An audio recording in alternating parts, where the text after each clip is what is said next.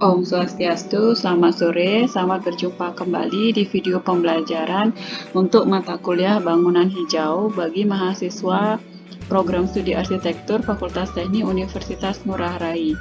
Jadi ini adalah pertemuan terakhir kita sebelum pelaksanaan ujian akhir semester di awal tahun depan, dan pada pertemuan terakhir ini saya akan mempresentasikan kepada kalian masih ada hubungannya dengan bangunan hijau, yaitu arsitektur dalam skala makro.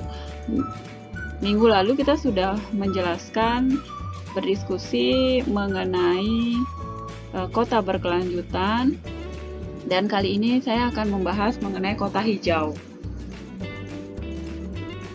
Apa itu kota hijau? Kota hijau adalah metafora dari kota berkelanjutan sebenarnya.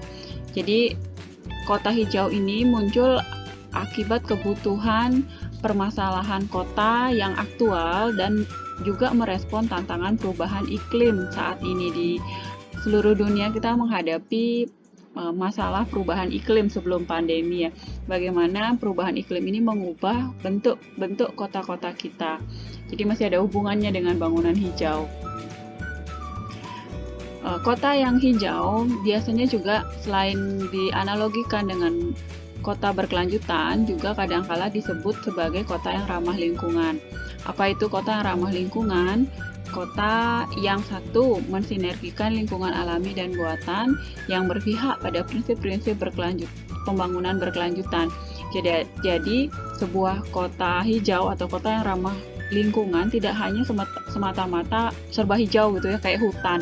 Tidak, tetapi dia juga menyeimbangkan antara pembangunan dan kelestarian lingkungan, seimbang jadinya.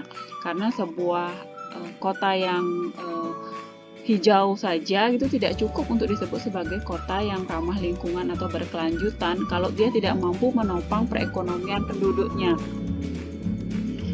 Kemudian kota yang ramah lingkungan adalah kota yang menjamin kesehatan lingkungan, juga memanfaatkan secara efektif dan efisien baik sumber daya air maupun energinya. Kota yang ramah lingkungan adalah kota yang juga berupaya untuk mengurangi limbah. Jadi reuse, reduce, dan recycle. Menggunakan kembali, mengurangi, dan mendaur ulang sampah.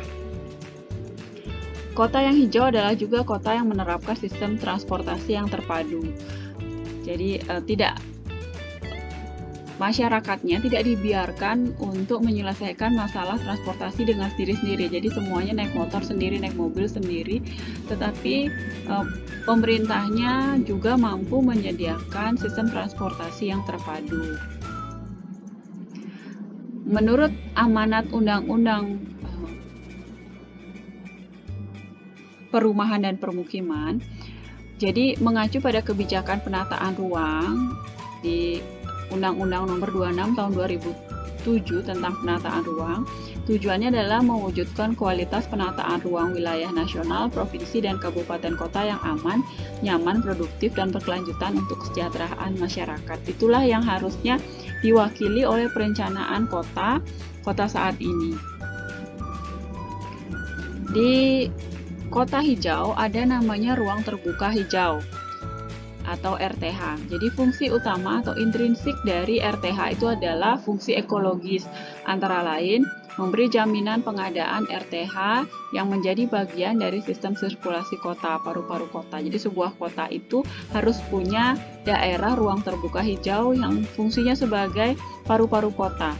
Kemudian dia juga fungsi ekologis yang lain adalah pengatur iklim mikro agar sistem sirkulasi udara dan air secara alami dapat berlangsung dengan lancar. Ruang terbuka hijau juga berfungsi sebagai peneduh, produsen oksigen, penyerap air hujan, penyedia habitat satwa, penyerap polutan media udara, air tanah, serta juga sebagai penahan angin yang berlebihan. Fungsi lain dari RTH adalah fungsi tambahan atau ekstrinsik. Antara lain adalah ada fungsi sosial dan budaya di RTH, ada fungsi ekonomi dan fungsi estetika. Ruang terbuka hijau kota itu tidak hanya sekedar lapangan atau hutan kota, ada juga fungsi-fungsi lain seperti misalnya telajakan jalan, itu juga RTH. Begitu juga dengan pekuburan atau pemakaman itu juga bagian dari RTH. Bandara, RTH juga. Dan itu punya fungsi yang penting dalam perencanaan kota yang hijau. Ini contohnya ya, RTH perkotaan adalah yang umum kita tahu adalah RTH taman kota, seperti misalnya di alun-alun atau di Renon.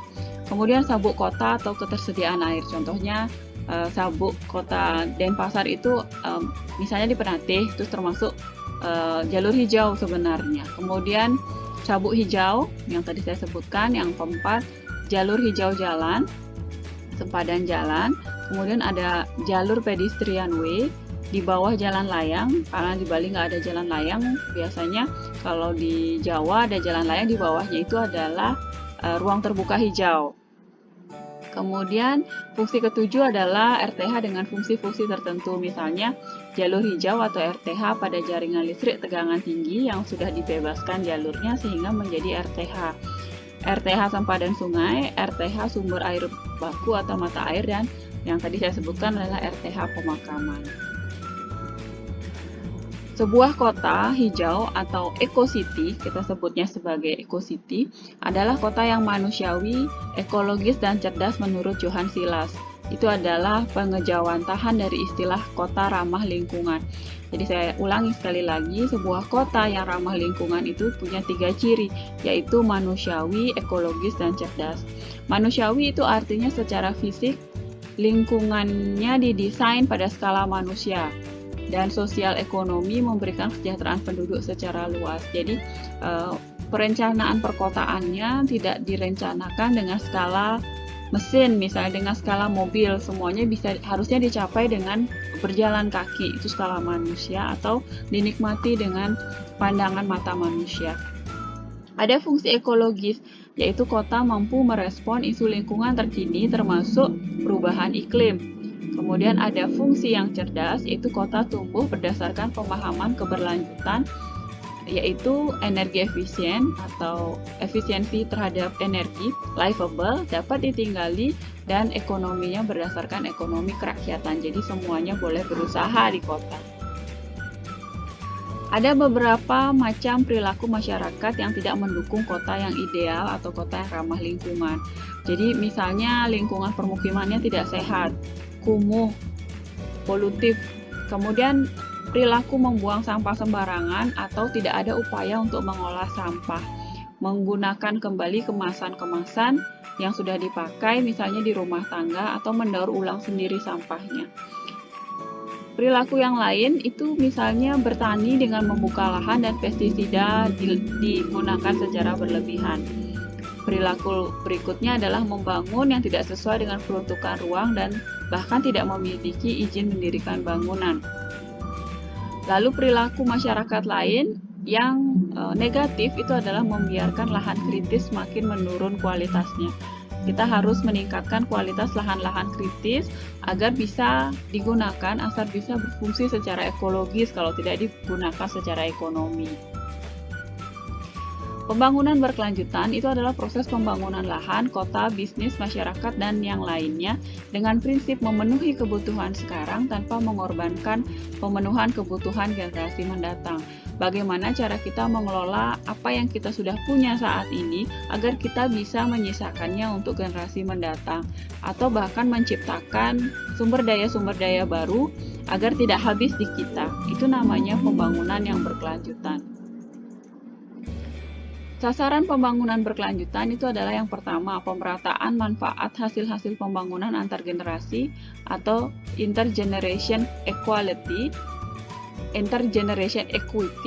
safeguarding atau pengamanan terhadap kelestarian sumber daya alam dan lingkungan hidup yang ada. Kemudian sasaran berikutnya adalah pemanfaatan dan pengelolaan sumber daya alam demi kepentingan pemanfaatan sumber daya alam yang berkelanjutan antar generasi. Sasaran pembangunan berkelanjutan berikutnya adalah mempertahankan kesejahteraan rakyat yang berkelanjutan baik pada masa kini maupun masa datang. Dan yang terakhir adalah menjaga mutu ataupun kualitas kehidupan antar generasi sesuai dengan habitatnya saat ini. Ya, ada 3 prinsip pembangunan berkelanjutan seperti yang sudah saya sampaikan pada materi sebelumnya. yaitu adalah environment, peningkatan produktivitas dan perlindungan pangan atau lingkungan. Kemudian ada kesejahteraan sosial atau social, dan yang L adalah perlindungan lingkungan. Jadi ada ekonomi, ada lingkungan, ada sosial. Dan ketiga dari prinsip ini, kalau dia saling berhimpitan, dia akan menjadi sustainable. Misalnya peningkatan lingkungan dan ekonomi itu kan menjadi equitable, kemudian peningkatan ekonomi, produktivitas dan sosial akan menjadi viable, peningkatan lingkungan dan sosial akan menjadi livable. Tetapi kalau ketiga-tiganya bergabung, diagram formnya akan membentuk sustainable city, bahwa kotanya bisa berkelanjutan, tidak hanya ngomongin soal lingkungan saja, tetapi juga ngomongin soal kesejahteraan sosial dan ekonomi. Kriteria pembangunan berkelanjutan ada 3, yaitu pro keadilan sosial, seperti yang tadi sudah saya sebutkan, keadilan dan kesetaraan akses terhadap sumber daya alam dan pelayanan publik, menghargai diversitas budaya dan kesejahteraan gender. Kemudian ada kriteria pro ekonomi dan kesejahteraan, yaitu pertumbuhan ekonomi yang ditujukan untuk kesejahteraan semua anggota masyarakat yang dapat dicapai melalui teknologi inovatif yang berdampak minimum terhadap lingkungan. Dan kriteria yang terakhir adalah pro terhadap lingkungan berkelanjutan, etika lingkungan non-agropocentris yang menjadi pedoman hidup masyarakat, sehingga masyarakat selalu mengutamakan kelestarian dan keseimbangan lingkungan, konservasi sumber daya alam yang vital, dan mengutamakan peningkatan kualitas hidup non-material. Kemudian untuk mencapai pembangunan berkelanjutan, apa yang harus dilakukan? Yang pertama, pembangunan itu harus menjamin pemerataan dan keadilan sosial. Pembangunan juga harus menghargai keanekaragaman penduduk, kemampuannya mereka, strata sosial, dan lain sebagainya. Pembangunan harus menggunakan pendekatan yang integratif atau bersamaan, dan pembangunan meminta perspektif secara panjang. Lebih dari 1 atau 2 generasi baru bisa mencapai pembangunan berkelanjutan kalau mikirnya sudah sampai situ. Jadi kalau mikirnya hanya jangka pendek, pembangunannya bukan pembangunan berkelanjutan. Ada beberapa contoh inisiatif program dalam pembangunan kota berkelanjutan. Misalnya oleh Kementerian PU punya P2KH, kemudian kalau Ridwan Kamil dulu punya program Indonesia Berkebun, ada program bank sampah, ada pengelolaan sampah 3R ya, reuse, reduce, recycle yang tadi saya sudah sampaikan, dan ada Bike to Work serta Car Free Day. Itu juga program-program yang bisa dimanfaatkan dalam pembangunan kota berkelanjutan.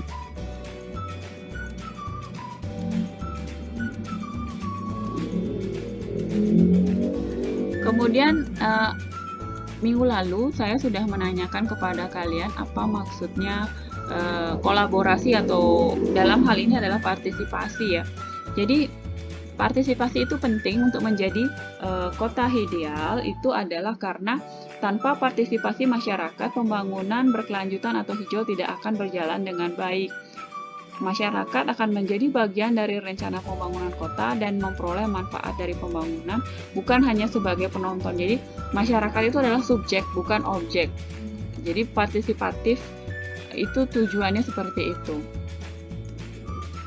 Partisipasi akan terjadi jika masyarakat mampu merasakan keuntungan yang akan dia peroleh, mampu membayangkan keuntungannya. Kemudian kondisi lainnya bahwa partisipasi akan berkembang subur bila masyarakat memiliki modal sosial yang baik.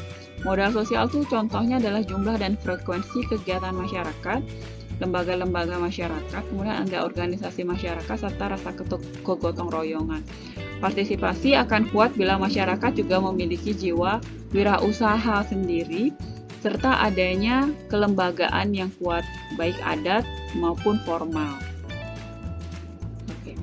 Oh iya, tadi saya sebutkan istilah P2KH. P2KH itu adalah program pengembangan kota hijau yang diselenggarakan oleh Dinas Pekerjaan Umum. saya lupa sampaikan. Demikian materi saya untuk hari ini. Untuk absensi, saya akan langsungkan pada kalian yang mengumpulkan foto maket tugas 4 kalian sesuai dengan slot nanti yang saya sediakan di GCR. Jadi nanti ada deadline-nya itu yang kalian akan pastikan untuk entry supaya sesuai dan bisa saya catat sebagai absensi. Demikian materi hari ini, demikian juga akhir dari materi untuk mata kuliah bangunan hijau. Terima kasih sudah mengikuti mata kuliah ini sampai usai. Mudah-mudahan semuanya lulus ya. Tentu saja harapannya semua lulus, tetapi kalau tidak bisa semuanya saya minta maaf karena saya hanya menjalankan tugas saya sebagai pendidik atau pengajar.